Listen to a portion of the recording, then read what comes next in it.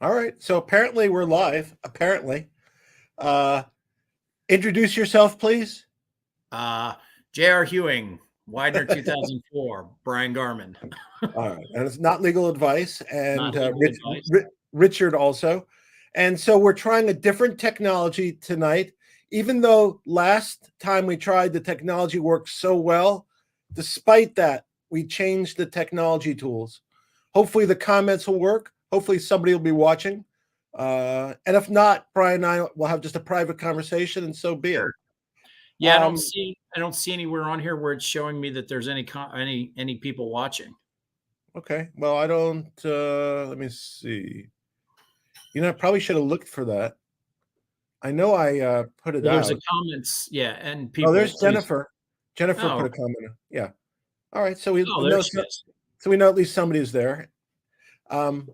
Okay. Cool. All right. So we're trying it this way. This hopefully will be a more stable way of doing it, because as I was telling Brian while we were before, was kind of up till now I kind of waited till it crashed or a phone call came in or my battery ran out on those live streams, and it was quite precarious. Yeah, again, we joke that we're not very technologically advanced, but we're really not. I mean, yeah. This is my first experience with you doing this, and was on my phone. So now that we're on a laptop, yeah, I can see the comments coming in. Yeah, that's easier to follow. That's for sure. Yeah, so we decided we were going to do one for today, like just kind of go over some stuff. And if anybody has any questions or comments that they want asked, if we can, we'll answer them. Again, not legal advice, so we're just guys speculating about stuff. We do have some legal background, but the most important part of that was the some part. I like that, some legal background. Yeah, and it may not relate to the question you're asking us too, which is always interesting. So we're just going to go through a bunch of topics and see what comes up. First thing we kind of want to talk about, and we're going to talk about other things other than this, but we were just going to talk about quickly MMAT and the recent change. And the reason why we're talking about this is because we did a live stream that about 3 people heard half of. So we decided that maybe some of the subject matter we go over again with current. So go for it. So yeah, if I recall, we were talking about the addition of Wes onto MMAT's legal team, and someone had asked me about when I thought Flamethrower was going to, for lack of a better term, throw their hat in the ring with some type of legal action. And the comment I made was, well, I don't know if it would be anytime soon. Now, I let me just caveat all this. This is purely my opinion, purely speculation. I've not talked to John Berta. I couldn't even begin to think about what they're doing. But when I think about kind of the overall legal strategy that might be formulating, now with Wes on not only Flamethrower but MMAT is, contracting with Wes or Share Intel via Wes. So I would think that, I would expect to see maybe Flamethrower not take a pause, but hang on. From a legal strategy, you get the 1-2 punch. Mark Bazil also posted here, I want to say weeks ago, that they were looking at different angles as well and had mentioned OTC markets. So you're starting to kind of see this formulation of legal attacks that are coming together, that we're getting little tidbits on. I mean, we have no solid proof other than Wes is now in the ring with both MMAT and Flamethrower, and we know Mark is kind of formulating something as well too. We have no idea what they're ultimately going to look like, but we know that from social media tweets. Obviously, the space we had with Junk the other day, and then we've known about Flamethrower. So yeah, and I think they're involved, and Wes is involved. And again, I don't know this for personal knowledge, so whatever it's worth. But I think he's involved in several cases throughout the country. I think I think I got this information from Big JR, if you know who that is, Little JR. That Northwest Bio, that case, I think Mhm. Wes is involved with, and I think Alpine happens to be a broker in that relate. So it kind of brings in GTII on that side. Right. So with MMAT, what I also found interesting, obviously, is the fact that they did some type of investigation enough to generate interest to pursue this at some level. Right. And that means somebody, because we talk about all kinds of stuff, but do we have Right. proof of everything we talk about? No. Right. But I garner from Wes's position that he looks, and if he feels comfortable in what he sees, then he'll take the next step. And I think he's seen enough to at least garner that interest, and Right. that's helpful, I think. Well, he probably, well, again, pure speculation, but what we've all talked about, MMAT, Torch, MMTLP, for the last, I don't know, 6, 7, 8 years have been shorted to death. And, he made a comment, this air quote mother lode of all shorts. I mean, look, the guy's a world-renowned securities attorney. If he says there's a mother lode, I guess I'm going to take him at face value. But he's probably seeing this connection between all three of them, and that's kind of this big picture with the interplay with all three of these companies. It's like we were trying to talk about the other night. They're tied at the hip. Torchlight Energy Resources, Metamaterials, and MMTLP, and now NextBridge. So to have a legal fight for one and not the other, I mean, it just makes sense. I'm sure that's kind of what Wes concluded as well too, and I suspect George did, because obviously he hired Wes to represent him. So yeah, and I think he specifically, and I don't remember if it was in the PR or in the investor meeting that happened, George specifically said that it would go beyond MMAT, applied to MMTLP, MMTLF, I think also. I don't know what that is, by the way. I didn't know what that was either. Yeah, I don't know, but must have existed. And it didn't reference NextBridge, obviously, in any of that discussion, but I guess wherever it leads was kind of the idea. Well, hold that thought. You weren't on the call. Berta had made the comment on the post call that NextBridge doesn't believe they have standing on the naked short selling of MMTLP. That's what I gather when he said when he didn't come out and say that, but for him to say that they don't believe they have standing, that's what it has to be. Why would they not have standing? I'm sure they have standing to sue on other grounds, but I don't think they have standing. I don't think that they believe they have standing to sue for what happened prior to MMTLP becoming NextBridge. So I thought that was a little interesting from a legal perspective. Yeah. Again, pure speculation. So I guess they would have to have been impacted or harmed by what went on. And I think, and again, this is great conversation. I'm thinking that they think the harm is after the fact. They're unable to maybe enact corporate bylaw, whatever corporations need to do that are privately held securities. So, but they don't believe they have that standing prior to anything that happened. Well, what happens just because of we're just talking, right? Right.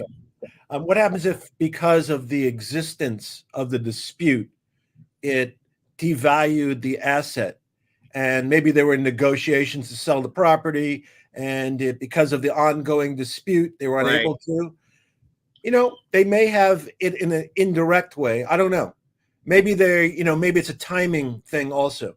Maybe they're kind of waiting for something to happen, and then they're going to move on from there. I don't know. Right. I think I would have loved to have been a fly on the wall for that conversation. That, I had talked to Berta many, many weeks, I mean, months at this point, after he had initially said on a call or something that NextBridge didn't believe they had standing, because I thought it was interesting, and I wanted to pick his brain on it. He didn't really have a whole lot of background on it, but from a legal perspective, I would have loved to have heard that conversation on, why they think or they don't think they have standing. in my mind, I think they could make an argument that they have standing, but I'm an armchair lawyer, so Yeah, yeah. It may be like, again, maybe strategic not to make that argument, right, because we could, right? We could, as we right, sit here, as we're just kind of talking. I think there's arguments that can be made, but again, for a lot of right, other reasons, you may be taking a different position, and it's not for us to question anything because exactly, we don't know diddly in terms of right. what their strategy is.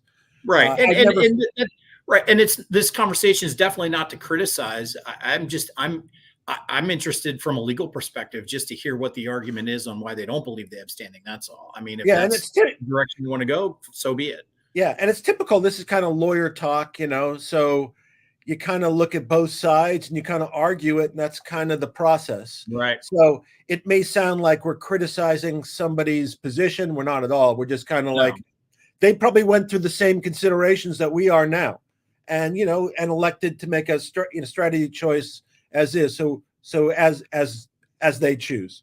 Right. But it's interesting, obviously, because it reflects, I think, a change in the level of aggression brought certainly from MMAT, and recently it seems like from Nextbridge, that's been a change. I mean, I don't know if you have a different opinion, but to me, it looks like at some point in time, they decided to get really serious about it. And maybe they decided that the other routes they were working on or expecting weren't going to be fast enough or efficient enough. Right. Well, again, you weren't on that call. Wes had made the comment. And I thought this was pretty interesting too, that normally when they start down this path with a case that's similar, he's getting information from a variety of places. And I'm going to quote him. He basically said, we're getting nothing. Everyone is roadblocking us. And so I think that's very telling as well too. Again, just going back to Wes's reputation and, the kind of the stature he has in this particular area of the law. And, he was previously able to get information out of some of these agencies. And now all of a sudden with this, he's not. That's pretty telling to me. That's pretty telling that, again, pure speculation, something is wrong. And they're not going to hand over information willingly at this point because they're probably holding a bag as well. So yeah, I thought that was pretty fascinating. And I would expect to see things not pick up, but in terms of aggressive moves, I would expect to see them. Now, when, that's anyone's guess. I mean, these things take time. It takes time to develop a complaint. It takes time to dig up facts. It takes time to kind of make that argument. Look at the back and forth we have, and we're not even drafting any lawsuits, So yeah. So it'll be interesting how it turns out. And by the way, I can't believe I got fired from the calendar factory. I only took one day off. You got fired from what? I got fired from the calendar factory. I only took one day off. Jesus Christ, Rich. Just got to keep you alert. I want to see if you were there. Yeah, so it'll be interesting how that plays in. When did that happen? I don't know. I skipped it from the beginning, so I have to throw it in somewhere. You didn't tell me you were throwing one of those in. I know. It's probably better. It's probably better for our health. I'm going to talk about Mullen, but I first want to get to my Canaccord speculation. So you saw, like, I speculated about Canaccord, and because they came out publicly and acknowledged that they're under regulatory investigation, and and they also indicated it wasn't their Canadian. They're based in Canada, but they have a subsidiary in the United States, Europe, whatever, and they indicated it wasn't Canada. So I'm presuming the subsidiary is the United States, and I'm presuming because it said both a action against the market maker, 1, and an enforcement action, 2. So if it's a market maker, that's SEC, and if it's an enforcement action, it's FINRA. Right. So that would be both. And the timing was interesting, and I kind of wrote it down, but I just found a lot of circumstances interesting. Doesn't mean it's true, by the way. So I'm speculating, but I thought the timing, for example, like the top price of the stock of Canaccord was in early February, and it lost like 35% through June. Okay. In late March or early April, they changed their legal reserve for liability from something on the order of 4 million to 18 million. Wow. The chairman, they're expecting the, some litigation coming. The chairman of the board retires now.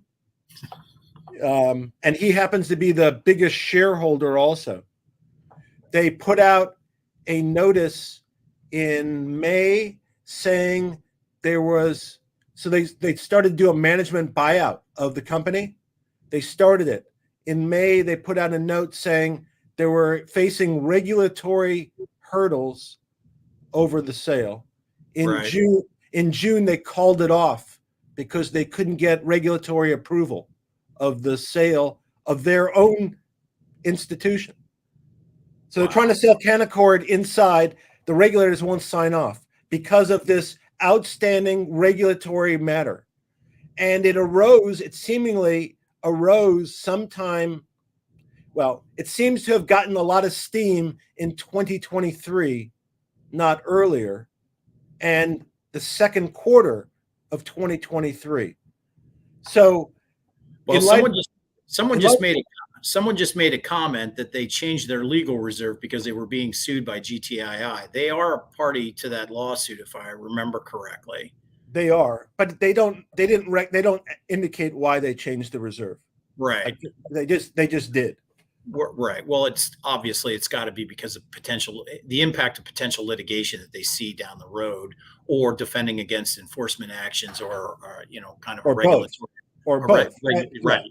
And obviously, the point I was making here, besides the fact, I don't know what's going to happen, or if they have any responsibility, although they said they're facing a significant penalty related to its money market business. Right. That's their statement. So they're expecting bad news. Its timing certainly could be with regard to GTII or MMTLP or NextBridge. But the point is, if they're being investigated for one, and it's the same activities, then it should be investigated for two. Right. So my point was, if you called up, and the difference also is because they've admitted they're under regulatory, that's ongoing. So it's not like we're speculating that, because if you call the SEC, for example, they'll tell you we can't comment on this proceeding. And if you call the SEC, they may say the same thing, but you can say Canaccord indicated that they're under regulatory investigation by you.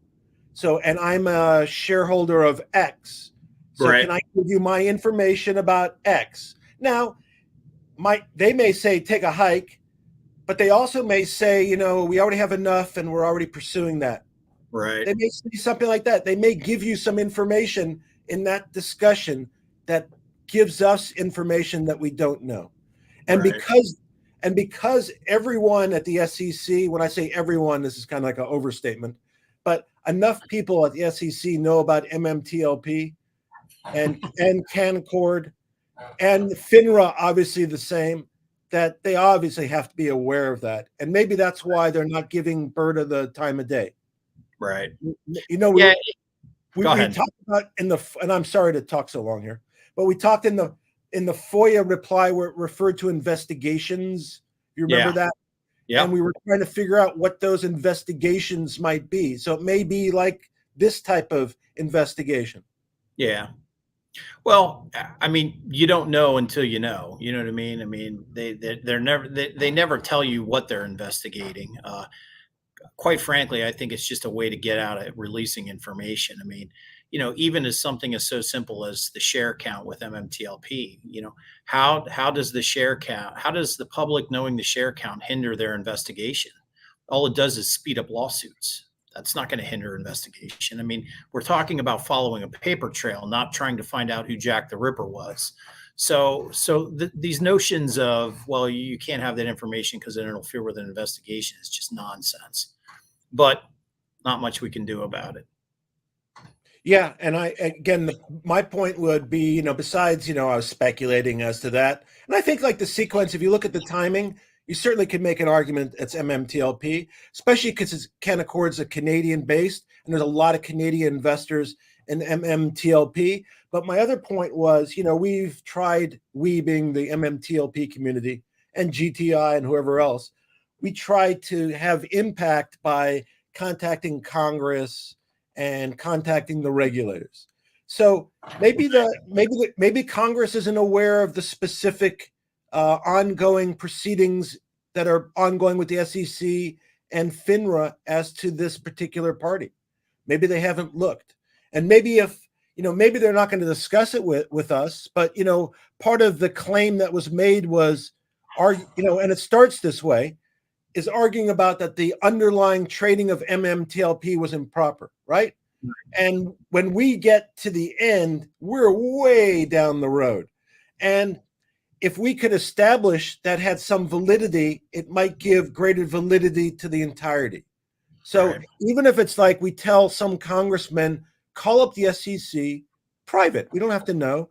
But if there's an ongoing investigation, then educate yourself as to what we said about the underlying trading is true.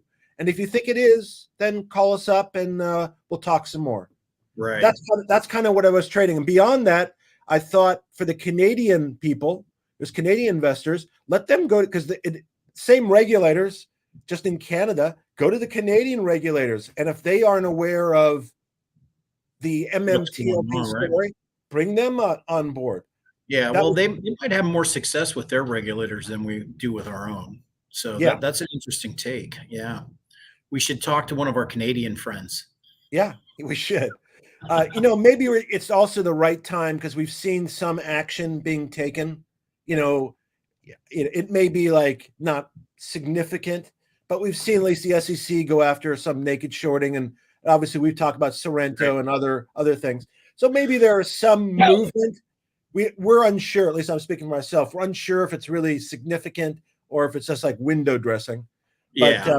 But if it's significant, maybe now's the time to test it. Yeah, I agree. I mean, it's hard to tell whether or not it's window dressing or in your words, significant.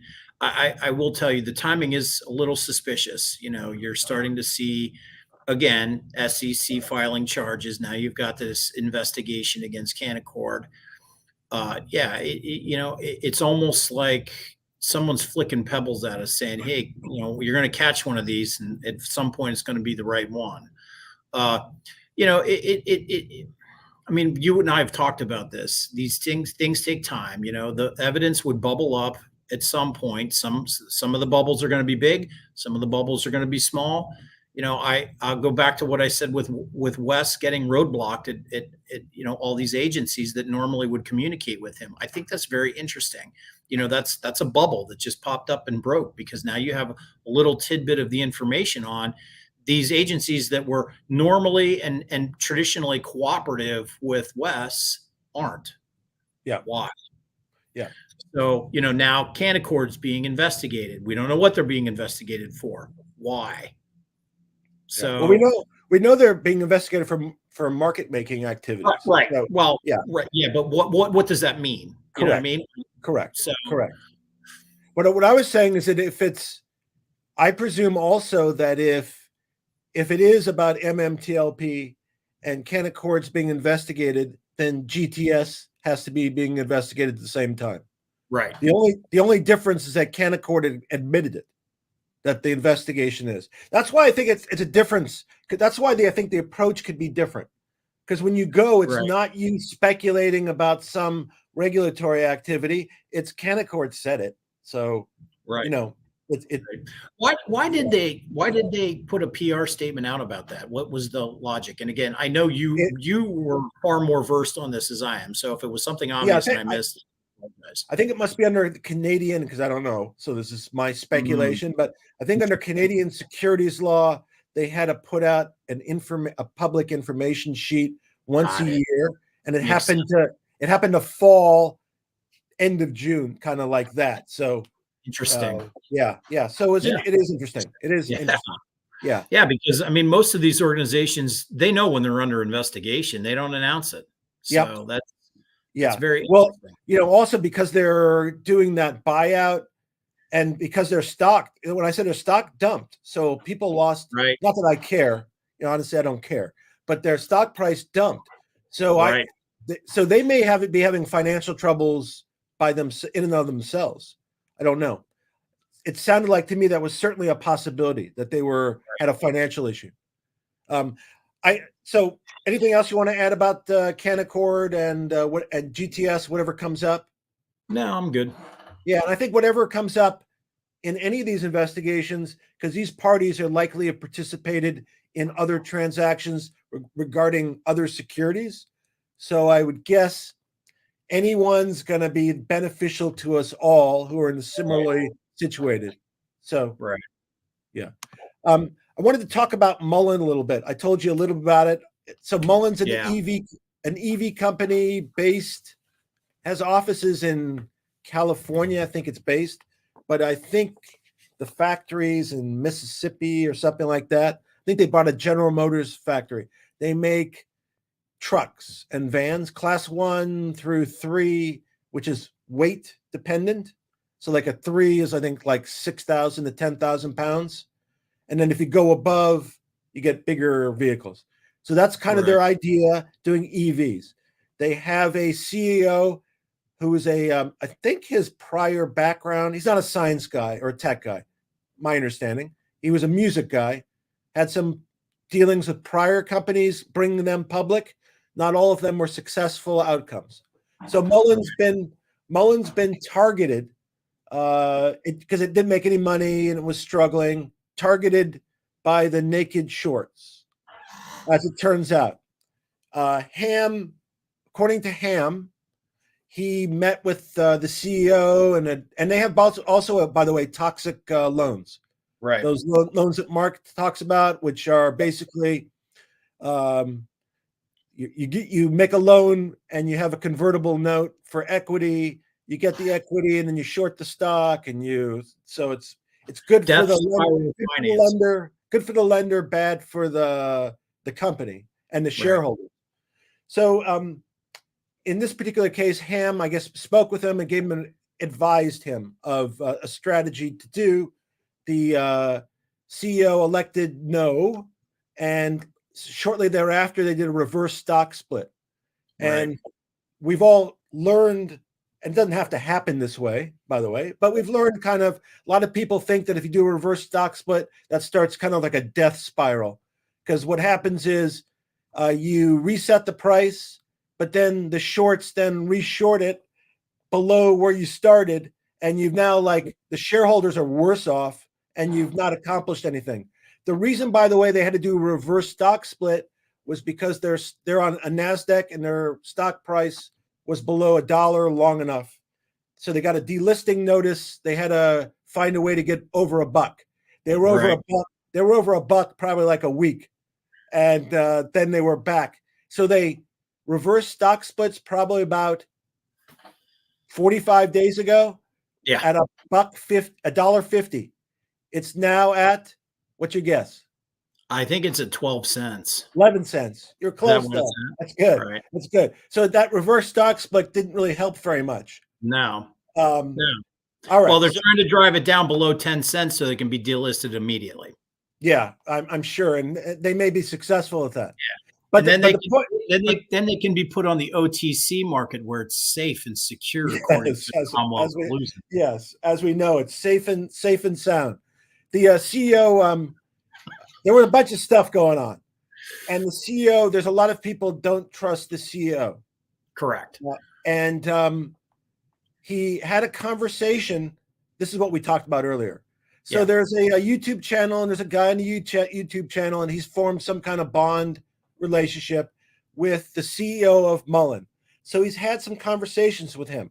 So he did one recently where he got one, which was a coup, by the way, for getting it. And I have to give him props for that. Sure. And I presume he's not being paid by the company or getting compensation because he's never said that. So I presume he's not. Right.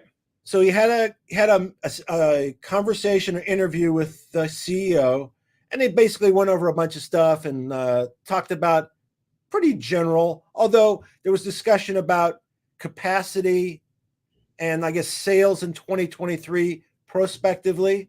So let's say that was on the table.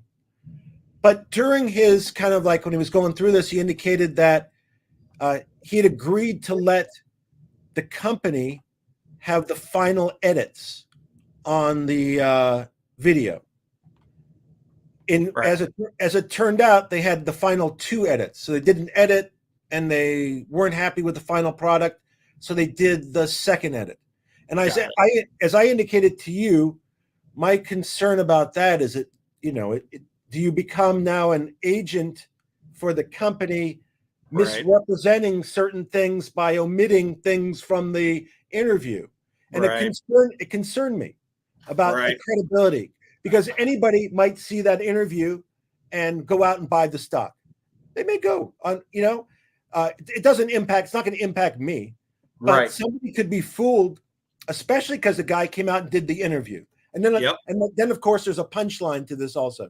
But so do you have a view about that kind of in terms of, when you first shared this with me earlier today, I thought to myself, I mean, first off, let me say I can see the pros in doing something like that, but in my mind, I would feel there's more potential for blowback, and a YouTuber that does something like that really is going down a slippery slope, because to your point, someone could watch this, have bought the stock, and the next day it tanks.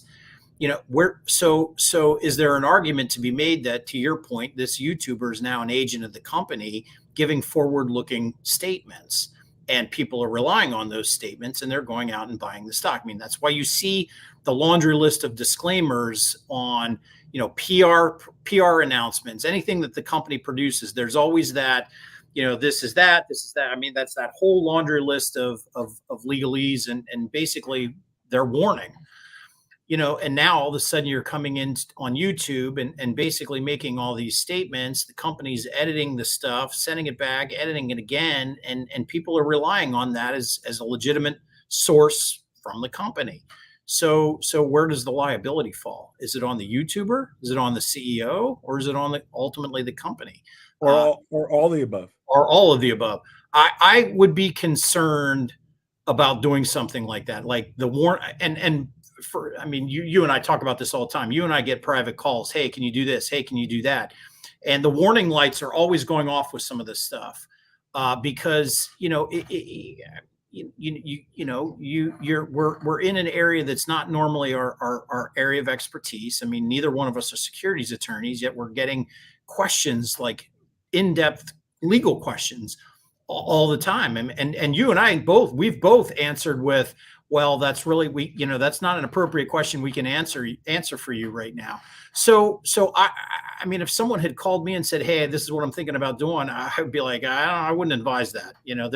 There's too much liability on your end. And ultimately, I would not be surprised if a year from now we don't see some type of lawsuit, and this guy's a named defendant potentially. That would just scare me to do that kind of stuff. And, I was trying to put myself in his shoes, so I'm a Tesla guy. So Elon Musk calls me up and says, come on in and do an exclusive interview, but I have to have final edit. What do I do? What do I do? Do I blow the interview, or do I, succumb to that? But I don't know, man. It's a tough one. It's a tough one. Yeah. I felt bad because I think he's an honest guy, that I think he's trying to act for the benefit, but I think he didn't understand that maybe his judgment here was compromised. Even during the interview, he mentions the CEO, invites him for an exclusive viewing of the factory and a tour with him.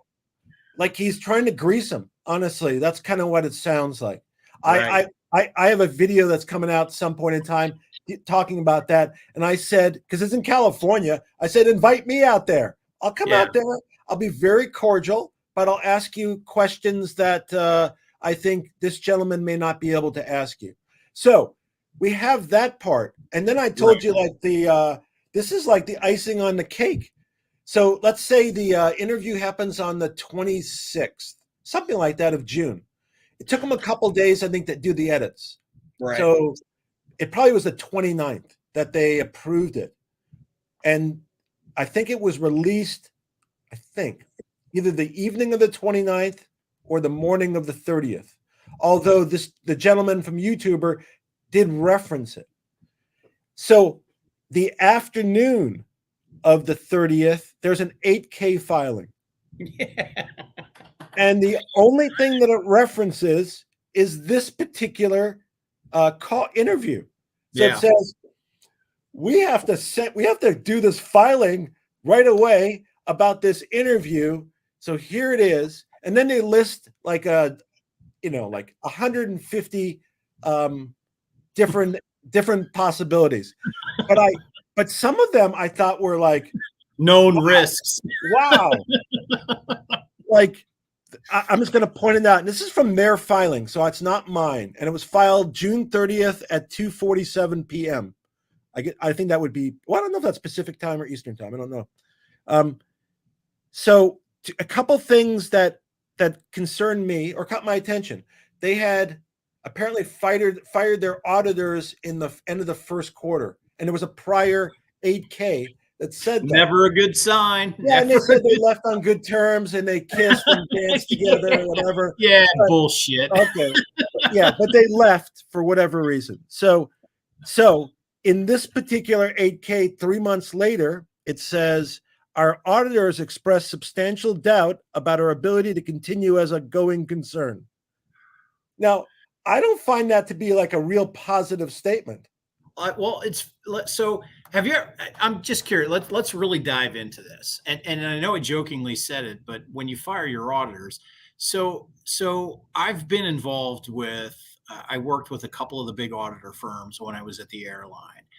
Now I'm going to put the caveat out there that from an audit perspective, it was employee benefit plans. If your employee benefit plan has over 100% participants, you're required to get an annual plan audit.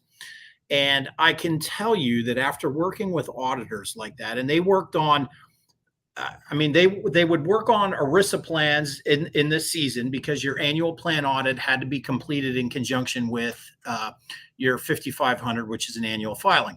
But what I'm getting at is they only worked on them at a certain time out of the year. So these were auditors that were pulled in, thrown on the benefit plans, and then moved back into their normal auditing duties. And one of the things that I learned very quickly is auditors are very in the box. It's either a problem or it's not. Yep. It's just that simple. Yep. That's the way they work. And if it's a problem, they need to document it. And after doing this for 20 plus years, I can tell you that the auditors don't mess around. If it has the potential to have a material impact on the financial statements, it's going to be documented. And one thing you never do is fire your auditors without having another auditing firm ready to go, because you're constantly having to file these regulatory forms. So the mere fact that they fired their auditors, the mere fact that this 8K was filed the next day, and you and I both know how that went down. They did it. Didn't realize they either they realized they didn't have to file an 8K, or they just were like, not even thinking about it. But some attorney somewhere went, holy shit, yep, we got to get the 8K filed on this. This could potentially put us in some serious harm. So that's likely how it went down. And then after they watched the video, they're like, oh, this is not good. And out went the kitchen sink on the 8K. So And you and I both know, I'm jokingly saying all this and I'm kind of chuckling, but that's the kind of shit that happens. It happens all the time, every day, in every corporation. Not this specific instance, but you have oh shit moments all the time. Yeah, and then I was going to catch up. Yeah, I was going to say when auditors split, in my mind, that means they found fraud and don't want to be connected to it. And maybe it's not during their time. Maybe it's going to be like reported the next quarter. And I wouldn't go that far as to say they found fraud, but I don't think it's a stretch to say that they found shit they didn't like and they didn't want to be part of, or they found shit that they didn't like, went to management. Management said, that's not any of your concern. We're not reporting it. And that's when they said, we're out of here. Yeah, to be clear, I wasn't saying they found No, fraud. no, I know. Yeah, no, but I want to be clear. I wasn't Oh, saying they found fraud with regard to Mullen. What I was saying is that I think, in my thinking, when I hear the auditor splits, especially cordially splits, I think it's not so cordial, and the auditors just covering their own butt and don't want to be associated with that account. Right. Yeah. I mean, Otherwise, you don't want to turn away the business if it's business. that's right. That's exactly right. You don't want to turn away the business because it's business. And these auditing firms make big bucks. I know what we paid per plan audit, and these were not big. These were not massive billions of dollars plans. We're talking 125, 150 million dollars in an employee benefit plan. And I know what we were paying them, and it's not cheap. But the other thing too is at the end, and you go through, it's a 2 or 3 cycle. You have to go through your fraud questionnaire. And I had to answer one at the beginning of the audit, at the middle of the audit, and then at the end of the audit. And at the end of the audit, that was the one that got certified that, I've not experienced any fraud. I've not experienced anything that would be to the detriment of the plan, to the detriment of the company. You have to go, and it's like 30, 40 questions that you have to answer. And some of those questions are not yes, no, but I have to provide a statement. Right. So when your auditor bails, something's not right. Yeah, it's just that simple. Yeah, no bueno. Exactly. Yeah, I was going to say, back to what we were talking about, the YouTuber having to be careful about being an agent for the company, because in those crypto cases with Sam Bankman-Fried, those sponsors, the celebrities who sponsored, they didn't obviously know what was going on. Probably Right. They just took the money, and they had or at least they had enough liability or potential liability to get sued. So, I think it's a difficult position to choose to be in. Right. So, and I don't know how it's going to turn out, but going back to the other list, so we talked about the auditor. They haven't manufactured or sold any production vehicles to customers and may never develop or manufacture any vehicles. So they are. What are they in business for? Yeah, and to give you like a timing of this too, it's kind of interesting. So they sold 22 vehicles. They acquired another company. I think the other company had the vehicles, so they sold 22 of them, which generated 308,000, I think, in revenue. That will be the first revenue that they got. But they're supposed to start production on 2 additional vehicles. One is supposed to start, guess when? When? July 1. So June 30th, they're issuing this statement saying we may not manufacture anything. And in that discussion, the interview, they're talking about manufacturing the product. He's talking about, like, we're going to start July and we're going to have them out August, September. They probably reacted to that, by the way. I think one of the reasons they may have produced this is because of that. Because if you follow EVs, you'll know that, like, getting them up to run those factories, so they're producing, is a bitch. It's really tough. Yeah. So it might take them like months before they can get it up. Right. And their attorneys may have heard that, and the guy's saying next month, and he might think, that might be a material misstatement.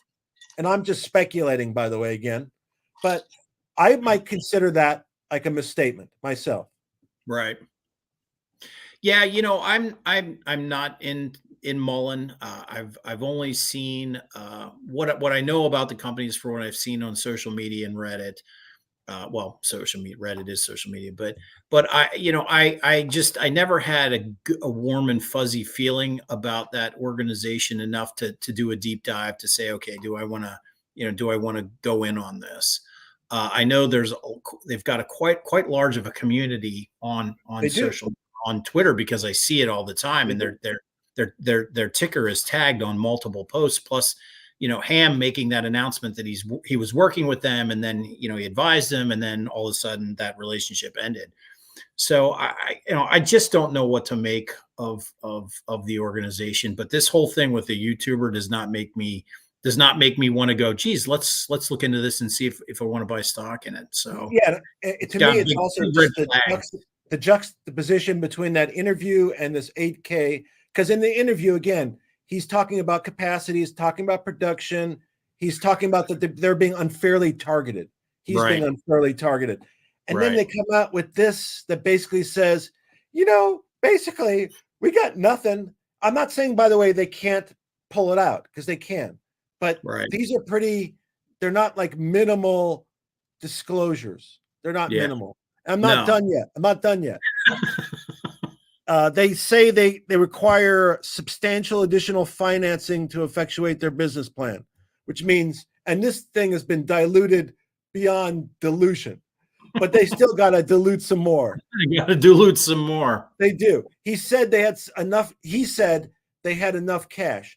They had like $250 million in cash, but he never talked about what the burn rate is on these. Right. And when you're like running a manufacturing plant, you burn a lot of cash. So I don't know. Absolutely. Yeah. I don't know if that's a relevant point. By the way, that was not a question asked by the interviewer what the burn rate was, which I thought would be a relevant question. Well, yeah. Well, hell, that could be 4 cycles of payroll, to be honest with you. Yeah, $250 million does not go a long way, especially when you're employing engineers and technicians. Well, he said, that they're really cost efficient, cost effective, and unlike other companies that they've spent maybe like $500 million in getting up to speed over 14 years. So they've spent just think about this return rate.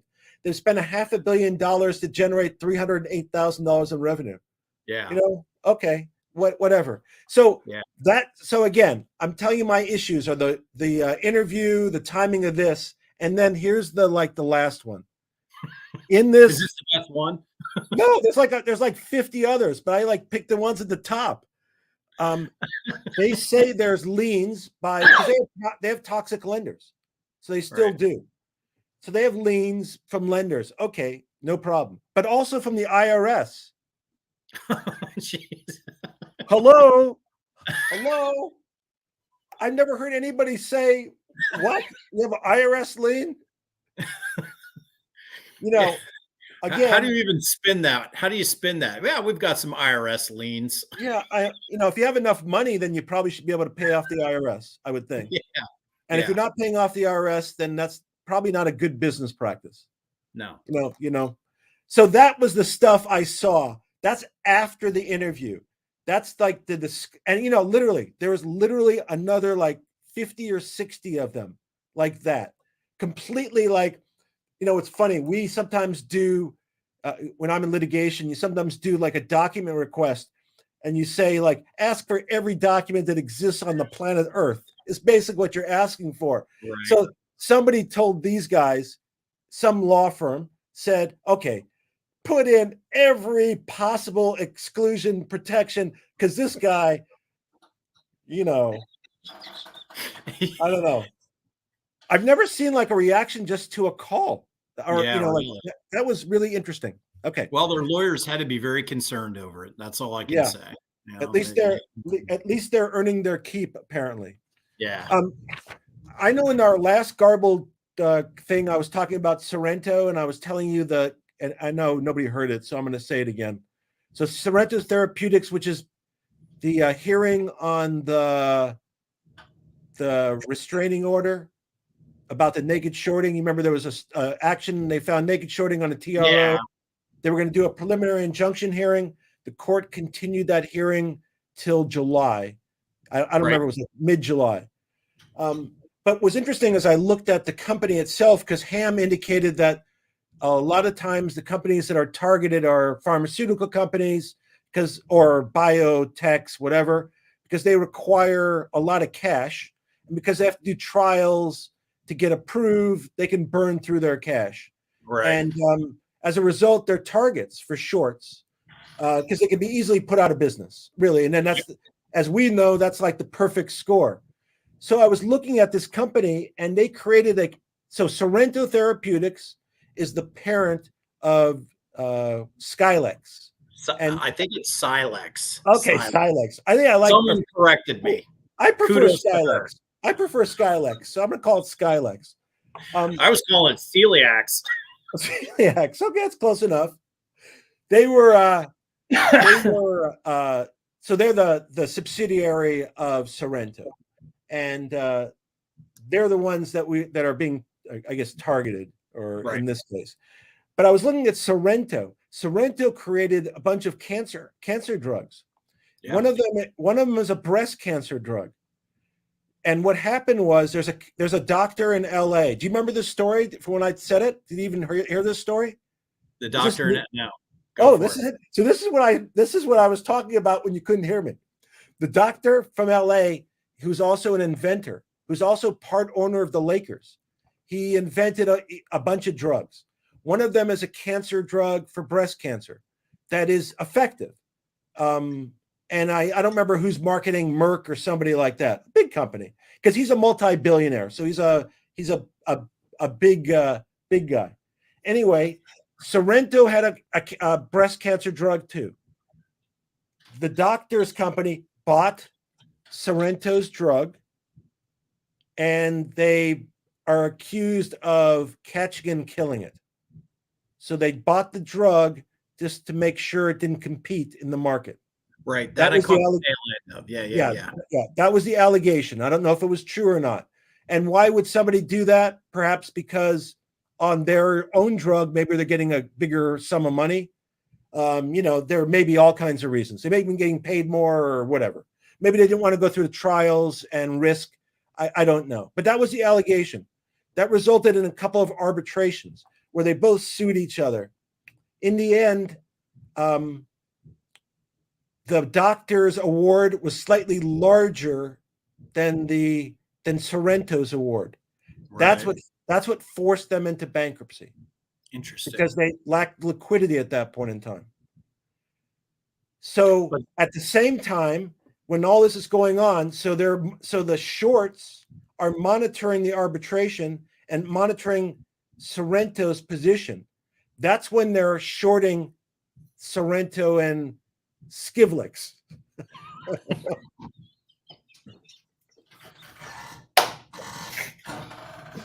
Hey, but wait, we got the tech working tonight. That's all that counts. Oh, that's all that counts. That's what counts. We haven't crashed, so that's we that's haven't all that crashed. counts. Neither one of us is froze. Yeah, not yet. But the shorts kind of took advantage of that, the issue involving the legal dispute, and basically killed a potential breast cancer drug. Right. And kind of like, Ham's kind of position that he talked about from the start was there's a bunch, we don't know. There's a bunch of companies that produce all kinds of things that never make it through. And in this case, it was even beyond that. The drug was in existence and they killed it, or allegedly killed it, because we don't know the truth. Right. And that's ongoing, but it's pretty interesting that forced it into bankruptcy, that kind of forced the shorting. And we obviously know it's naked shorted because that's what the court concluded. So I found that, I found that interesting. Well, and what we talked about then the other night was my comment the other night was, you have to start wondering most of these smaller pharmaceutical companies, these startups, use VC capital or venture capital to, move the business forward. That's where their investments are coming from. And so you have to start to wonder at some point, aren't the venture capitalists going to look at the situation and be like, we're throwing good money away because these companies are being naked shorted to death. And Silax and Sorrento are the perfect example of that. I mean, again, the judge is coming out and saying, I can see it. It's right there, clear as day, based on the data you've provided. So, I would go as far to say that I would be dumbfounded if Silax and Sorrento's investors didn't really pile into this bankruptcy, this adversarial, what it was, adversarial. I forget what you called it. Adversarial proceeding. Adversarial proceeding. I wouldn't be surprised if the VC organizations that were funding these two companies aren't monitoring this closely. And from a legal perspective, I think they've got a really good argument. Yeah, it's interesting to me is, so Silax or Skylax or whatever, or Xlax, They they trade too. They trade. They Oh trade. my God. They're trading. So, Yeah. if they get a good result on the hearing regarding the restraining order, the preliminary injunction, not financial advice, I would assume the stock would react favorably to that. Don't know, but I would assume. But the point is just that it's kind of the way I was thinking, and I usually don't think in these terms, but it's so immoral, really. Shorting is short. I find shorting kind of distasteful. Distasteful enough. I'm not a big gambler, and I don't play craps very much. But I've played craps before in Vegas, and there's a spot on the table that's the don't pass line, so you could play against everybody else. And when you're playing from that position, you're kind of looked at as like an outsider. And that's Right. kind of how I see it here. You're just killing, there's nothing positive that's coming out of that. Nothing. Yeah. Yeah. Well, it's like we talked about the other night before we were having all our technical issues. The banks come out. Oh, they need to stop shorting the financial institutions because it's going to potentially collapse the financial market if all these banks start to go. Their stock starts to decrease significantly. People get paranoid. They run on the banks, pull money out. It's the domino effect with the banks. So we should stop shorting the banks. But no one talks about how all these little pharmaceutical companies that are coming up and going public and trying to raise cash and move their treatment or cures forward. We don't need to worry about them. Short them to death.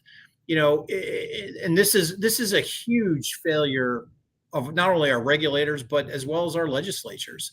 These companies should be allowed to grow and prosper and save lives, just outright save lives. And in our capital markets that they can't even raise cash because when they go out to the market, they get naked shorted to death, and then they end up in bankruptcy. So, and I was going to say, so it's both ways. They get screwed on the capital side, and sometimes the CEOs, I've been heard, are looting the company. Basically keeping it alive to benefit as much as possible themselves. I'm not saying in the companies we're talking about. I'm not saying that. What I'm saying is that it happens that where there's people benefiting even if the company doesn't survive. right. And that's also regulatory failure because they should be on top of that too. Right. For example, again in the Mullen situation, there was like people speaking material information about business on behalf of Mullen that didn't happen like 2 months ago. Yeah. I'm sure people bought stock. I don't know. To me, it seems like unwise and problematic. Anyway, I brought that up because I kind of was appalled by the situation about Mullen. So I was going to bring people up to date about GTII because I looked before we started. So as of today, that the appellate court has not yet ruled on the injunction. They're not going to rule on Monday. Maybe they'll rule next week. It could be it's a federal court judge. They kind of rule on their own calendar. I don't think it's going to take a lot of effort to generate the ruling itself because sometimes that can be an issue. They have to generate a document that's lengthy and they have to edit it, etc. But in this case, especially since the district court already denied it, I don't think their denial, and that's what I expect it to be, I don't think their denial would be a long order. But I don't know. I'm speculating, of course. You have any opinion? Well, I saw Big JR had emailed me FINRA's motion to dismiss on Alpine's second amended complaint. I paged over it. I didn't see anything that struck me as, hey, this is new or anything like that. But it was a second amended complaint, so I wouldn't expect there to be any new or any wow arguments in it. But it's taking time, like we talked. I don't think we initially thought that it would work its way up to the appellate court, but it did. And so here we are. So it's it's a waiting game. Somebody's asking, it looks like MMAT looks like it's being heavily shorted. And you were referencing, I think you were referencing that earlier, weren't you? Yeah, that was when we were talking about Wes. Yeah. And obviously we both heard, because we've talked about it, we've both heard like, prospective numbers of shares that have been, that it claimed, but we don't really have any firsthand knowledge. I don't know if anybody has firsthand knowledge, by the way. I don't know. FINRA does. Yeah, you do. You know someone that has firsthand knowledge. You're trying to depose him. Yeah, that's true. That's true. Mr. Dratty? Mr. Dratty? Yeah. Sam Dratty? Yeah, we don't even know his name. Samuel. Actually, I think his last name might be pronounced Skylex. I don't know. Dratty. Yeah. I don't know. But anyway, Gtii. Are you going to let me be co-counsel if you get to depose him? I had a lot of people want to be like assistants in the room. No, you need co-counsel. Okay, I can have co-counsel. I can have like a couple law clerks too. I just want to say there's a line. Hold on, there's a line from A Few Good Men where shit, I forget the character's name, but they're in the boardroom and the head attorney's handing out cases, and he's like, Weinberg, I want you to help on this case. And Weinberg's response is, I have no responsibility on this case. That's going to be me on your case. Okay. Yeah. We're talking about it. So I have an action that's pending against Fidelity that's in arbitration. And I'm going to try to depose the people that would know something about MMTLP. Yes. And one of those is Mr. Dratty and everybody else, and I'm not hiding this because they can expect it and they're going to know about it shortly anyway in writing. So I don't mind if they consider all this stuff. I thought about it. But every Casamates, or however you pronounce her name, Gibbon, there was a bunch of them. Also, I wanted, and I communicated with her, Ms. Johnson. I communicated with her until she had counsel, the CEO of Fidelity. I tried to keep her apprised of what was going on because I thought, one day I might be able to depose her, and I want her to be fully abreast of what's going on. I'm sure I was annoying. I wasn't trying to be, but I was just trying to keep her abreast of what was going on. So I intend to depose them, but it's up to our arbiters whether it's appropriate. But it'll be interesting because I have to establish extraordinary circumstances, and because of FINRA's U3 halt, that's going to be a very interesting argument. Yeah. So I hope to, and whoever wants to be there, feel free. If we want to rent out like an arena, we can do it in an arena. We'll sell tickets. Everybody can sit there and be my assistant. Your Honor, my legal staff is in Bryce Jordan Stadium. There we are. Let's do it. 65,000 people. I'm sure, by the way, that those kind of people are also very polished and sophisticated. So it's hard to get a Perry Mason moment. Perry Mason, to those who are not 300 years old like us, Perry Mason was some crime show, and he used to always get the witness to admit on the witness stand, I did it. Right. Unfortunately, it doesn't happen like that. No. I had one trial. It was an accounting. It was like some guys had put up an accounting practice together, and they got in. They wanted to split up the business. They weren't happy with each other. They sued each other. We had a trial, and I felt this didn't happen that many times, so I'm not trying to brag, but I felt sorry for the guy as he was on the stand. I was cross-examining him, and I felt I couldn't look at his wife because I felt embarrassed for him. I really did. But most times, it's not. It's like, right. How a trial works.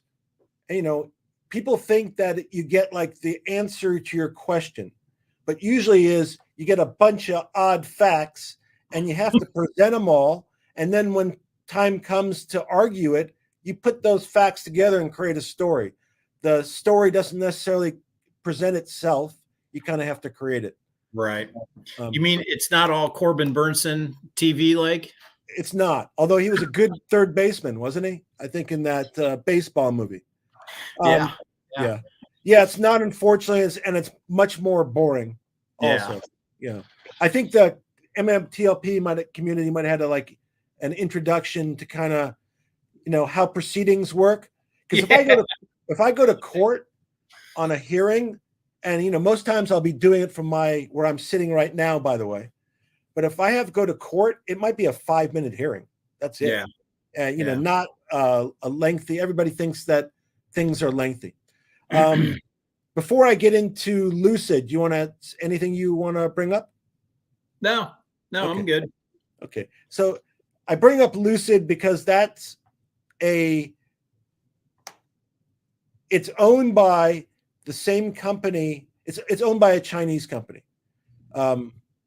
Excuse me. It's owned by a Saudi company. They have a deal with a Chinese company that also has a deal with a Saudi company. And Mullen supposedly wants to get involved with this also. But right. Lucid's an EV company, also kind of a high-end EV company. They were purported, before they went public, they were a SPAC. Before they went public, they were purported to have offered improper estimations of their deliveries pre-merger. People definitely relied upon that. How do I know that? Because I was one of those people. And the stock, as a SPAC, it went from literally 10 to 60, 10 to 65. And then before I could get back from the bathroom, it was down to 20, kind of like that. And as it turned out, I believed, my position was, I thought they made material misrepresentations about deliveries. Right. So I tried to stop the merger. I filed an action in LA, in Santa Monica, because I thought I could make a persuasive argument that they made material misrepresentations about the deliveries. I lost the injunction, not that I didn't think it was going to happen. And there was a class action that arose thereafter on the same issues. So I got a stay order. They agreed I could continue my case, but I could let it stay until the class action was done. But I really wasn't, after I moved on from that, I was fine. But the point is, every quarter since then, their delivery estimate has been way off. Every quarter. So it's been 10 quarters in a row. And the CEO was compensated based on benchmarks unrelated to production of the vehicles. So he made his money. Others, I'm sure, did. And a lot of people have lost money. It's owned by the Public Investment Fund. So the Saudi Arabia has this big fund, I think it's $700 or $800 billion. And they invest in all kinds of stuff around the world. And they're trying to diversify from oil also, which makes sense.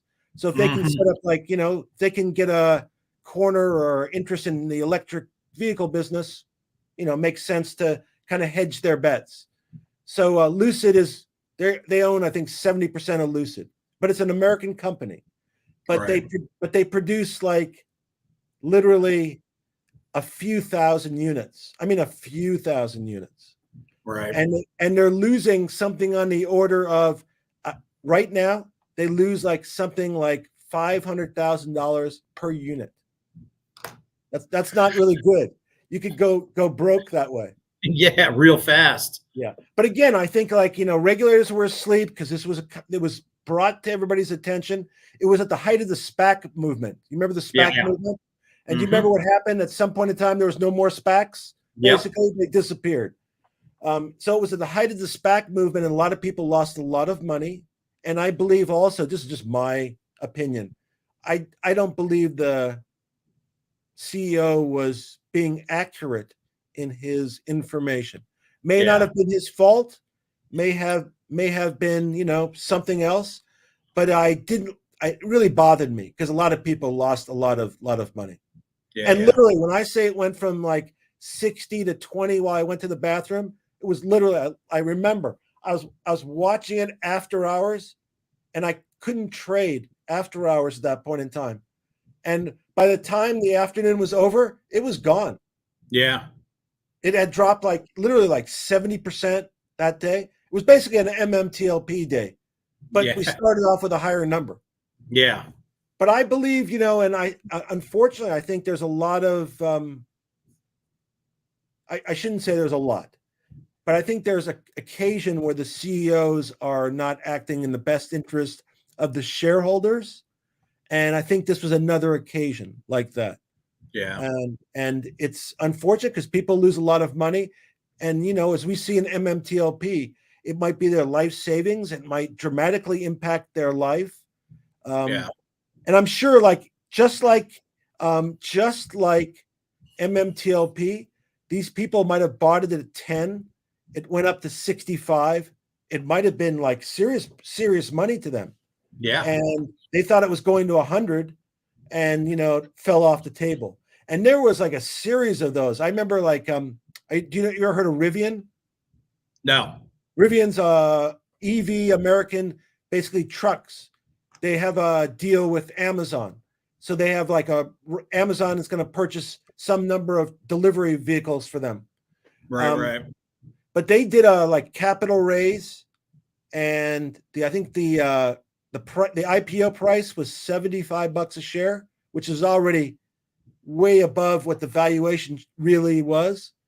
On the first day, it went to $175, and now it's at $15 and change.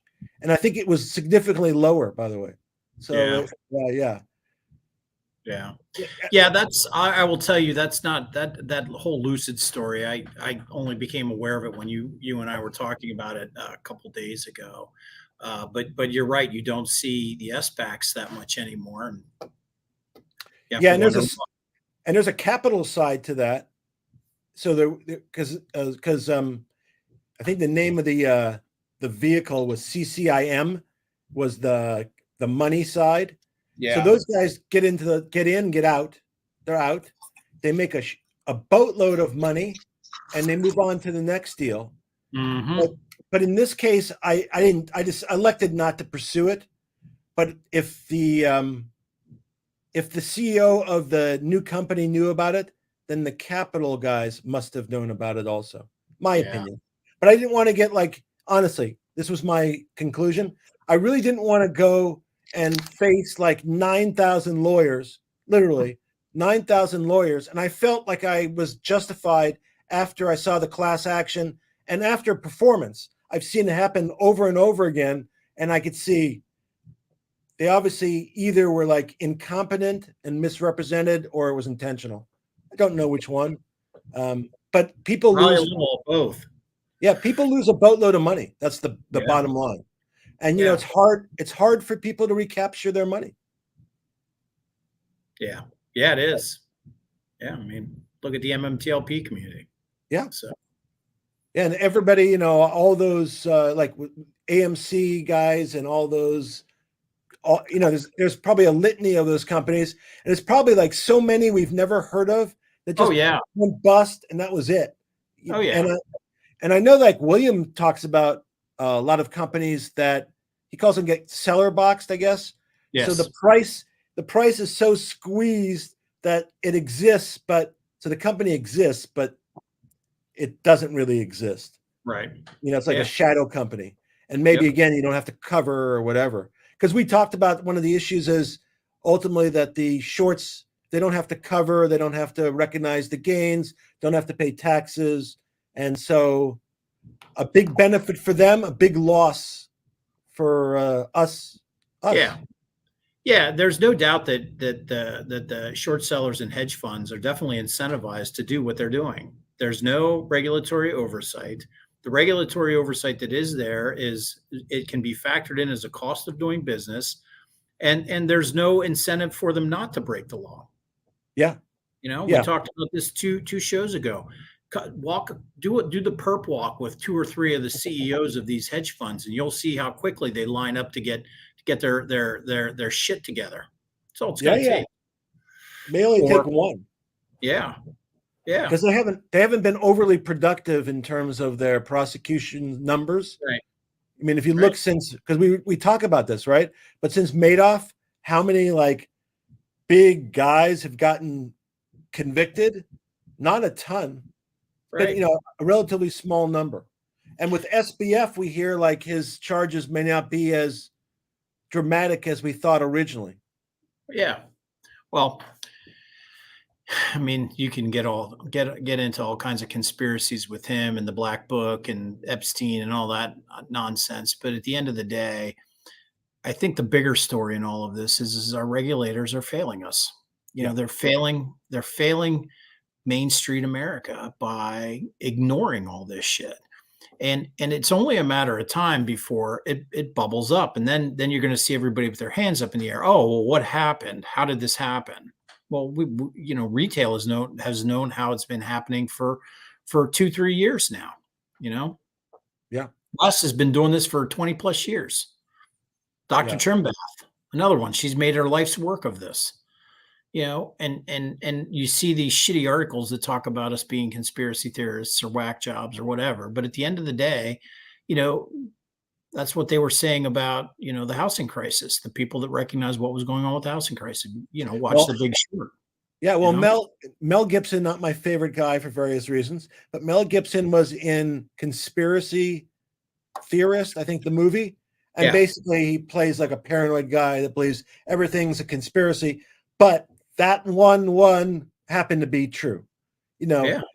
Just because it's may accuse people of conspiring doesn't mean it's not true. And also, how many times, maybe if you don't put it like that, but if you put it in a different way, that people might say, would you say the Wall Street experience is fair to retail traders? They would agree about a lot of things without calling it a conspiracy. Right. So we may be on the same page in the end. Right. The bottom line is we don't think it's a fair shake.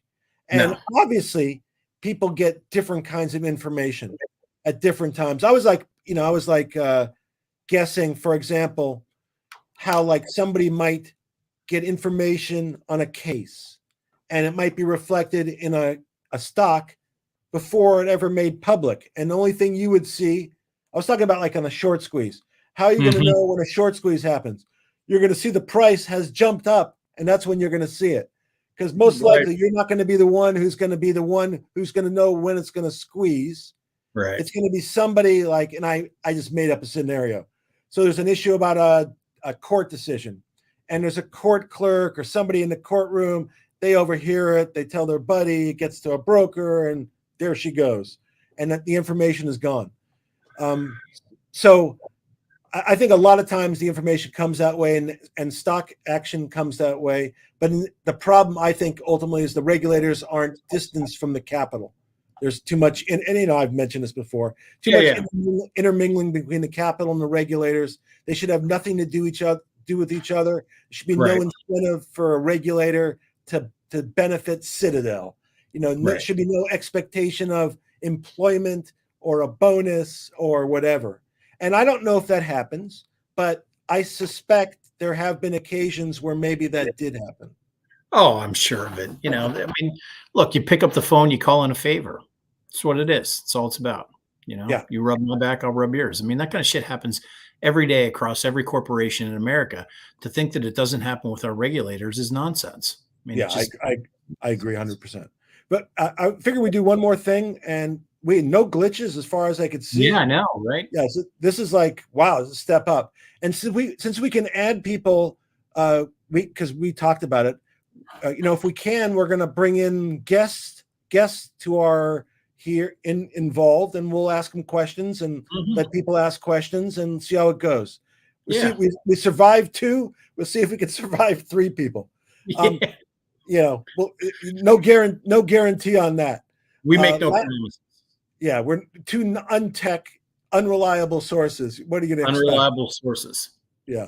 So the last thing I wanted to mention was and we mentioned there was an AMC trial regarding recharacterizing the preferred, and I Right. may be misstating it, but something like recharacterizing the preferred to common, so you could borrow money, you could sell stock and raise capital, and I think they were going to do a reverse stock split also, suggestion about that. And I think they Yep. heard a bunch of testimony over the last couple of days. There was a special master who's somebody kind of like is underneath the judge and oversees proceedings, and he issued some type of yeah, see, they're asking if you're smoking pot. I could see that. Yeah, JR, stogie or vape? It's yeah, vape. It's nicotine. I'm not smoking yeah, marijuana. sure, yeah, sure. I'm, You know what? I'm I'm in a different state, and I can smell it here. I'm in Um, Pennsylvania, and it's not legal in Pennsylvania. I but was having a rum and coke though, for those of you that were wondering. I'm in California, and I could smell it in California across my computer. So whatever, whatever. Um, so I guess the special master apparently recommended that there'd be that they would permit the transaction to move forward, which would include making the shares common, raising capital, and maybe doing a reverse stock split. Most of us think that sucks because the reverse stock split is going to be, again, a death knell. Yep. Most people think the judge is going to take the special master's recommendation, but we don't know that for a fact. We don't know if there's going to be conditions. We don't know that. But I don't know if you have a different take on that. Yeah, I know there's a lot of people that are heavily invested in AMC. I will tell you, I was in AMC as well too, and I was part of that short squeeze, and I sold. It made sense for me to sell. I will tell you that I was never a big fan of Adam Aaron right from the start. And I know this is going to sound silly, but one of the things that turned me off the most on Adam Aaron was when he was on that trades video and he didn't have his pants on. And look, you can say what you want about it, but the guy was doing a massive interview with, I don't even remember how many people were watching that live stream or watched that video, but it said to me, the guy doesn't give a shit. The guy doesn't give a shit enough to put pants on to talk to his shareholders, which in my mind had been propping the company up and continue to prop the company up. That's my own personal opinion about Adam Aaron. And it is what it is. And, I'll apologize if I upset any of the AMC apes. I get it. You're all very devoted to the company. And look, I go to AMC movies. In fact, I'm probably going to go to one tomorrow. But at the end of the day, it said to me that I don't respect you guys. I'm just here I'm just here for show, to put on a show to you. So that was my last dealing with AMC. Once I sold, I was out. So, I come down with you in terms I'm pro pants. yeah, I'm on the pro pants movement. Yeah, I don't know. It just didn't sit right with me. I know that sounds silly. I mean, I'm in a cap. I didn't see it. I didn't see it, and certainly someone can construe that as being disrespectful, right? Yeah, Just not having the respect for your audience. And I'll just say, just so so you can kind of gauge the type of person I am. And I listened to Jeremy Falmer, and Jeremy Falmer was on a space here not too long ago, and Jeremy Falmer likes to drop the F-bomb, and that's great because I do too. But he made a comment that his shareholders aren't used to having a CEO talk the way they talk. And I fired off a tweet to him here a couple of weeks ago that said that's not what the shareholders aren't used to. We're not used to being talked to the way you talk to us. And I'm not talking about dropping the F-bomb, and I'm not talking about being point and direct. It's how he communicates and knowing his audience. And I view that the same way that I viewed Adam Aaron. There's something to be said that when you're on these calls and you're talking to your shareholders, your non-traditional shareholders, your retail shareholders, you need to communicate a different way. You need to understand the audience that you're talking to. And I'm finding I'll make the comparison. I listened to Wes and I listened to John Burda talk the other day, and they know who their audience is. They know who's out there, and they know who's listening, and they talk appropriately. And so I can't wrap my head around Farmer yet, just the same way I couldn't wrap my head around Adam Aaron. Something's just not clicking right for me. And I'll tell you, I hold vocal. So, and I am on Jeremy's spaces every time he has one, and I'm listening intently, and I don't speak up. I'm not critical, but something hasn't connected for me with him yet. And I think it's because of how he communicates to us, not how he talks to us, how he communicates to us, because there's a difference. Yeah, I don't have any experience with him other than I'm not wearing pants right now. But other than that, it figures. Yeah, figures. That's why we shirt up. That's whatever. Yeah, it is annoying when the CEOs are condescending, and I think most shareholders, even if they wouldn't like it, but if you back up, you can be condescending, and if you're you're Apple. You're producing. Well, I mean, if you think about it, Richard, just think about the MMTLP community. There's a lot of smart, very well educated people in that community, but at the end of the day, we know our audience and we talk appropriately to our audience, and most of the people that are leading the space calls are talking appropriate to the audience. And as a CEO, the best CEOs are the ones that listen, not talk, the ones that listen. And I never thought Adam Aaron was a good listener, because he wasn't listening to what people were saying at the time. And I'm struggling right now with Jeremy Farmer in terms of, is he actually listening? What did you say? And look, I don't want this to be a Jeremy Farmer bash. That's not what it was about, because we started off on AMC, but I'm comparing the two. And again, it comes back to knowing your audience and knowing how to talk to your audience. Yeah. And you and I have discussed that a lot. Mm-hmm. We've discussed that a tremendous amount. Yeah. Because we know it's important. So we're about at 90 minutes. Wow. Wow, this is the longest one with no technical glitches. No technicals? Yes. I figured, once we don't have to worry about that, it makes it much easier. So again, for whoever out there is listening, we're going to continue doing these. We'll try to discuss kind of issues that are occurring at the time and give you some input as to how we see it. May be valuable, may not be valuable. Let you judge accordingly. And we'll try to have fun doing it. And, feel free in the future if you have questions, feel free to throw out questions for us. Anyway, have if I don't speak to you before the 4th, and to everybody out there, have a happy and healthy 4th of July. Same. And see you next week. Make sure you have 5 fingers and 10 fingers and 10 toes on the 5th. Yeah, 5 fingers. All right, not good. Yeah. All right. Take care. See ya.